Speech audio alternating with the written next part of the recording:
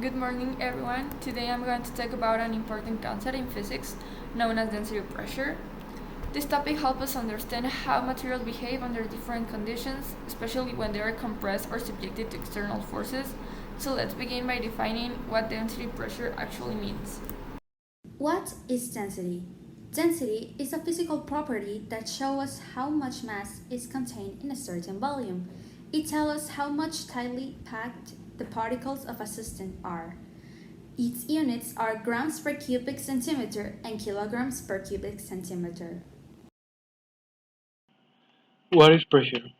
Pressure is the force applied over a certain area. It helps us understand how things like tires, syringe, and even water system work. Units: pascals and newtons per square meter. Its formula is pressure equals force divided by area.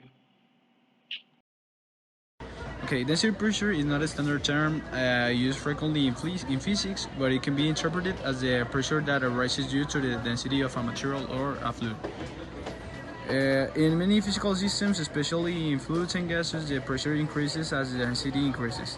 Assuming temperatures stay constant, this is because more mass is given in volume, results in more particles collisions, which leads to higher pressure.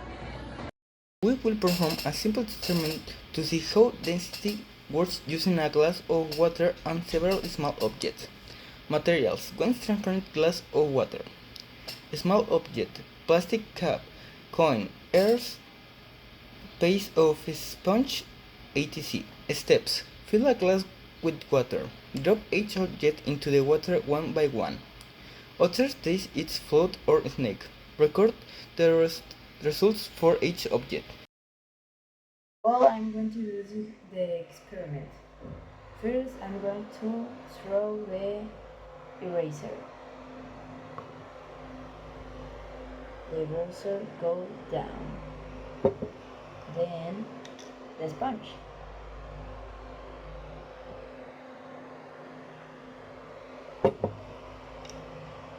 The plastic tap.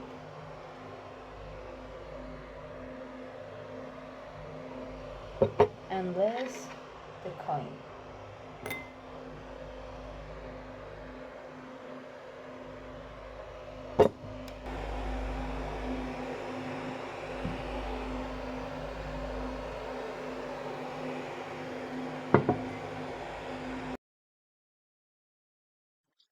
Today I'm going to share the results of a simple science experiment we did to explore the concept of floating and sinking. First, the plastic cup floated.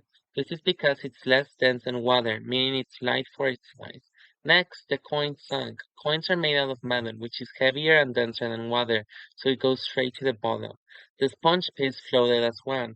That's because it contains air, which helps reduce its overall density and keeps it on the surface. Finally, the eraser sank. Erasers can be made from different materials, but the one that we used was dense enough to sink. Understanding density and pressure help us explain many things that happen around us every day.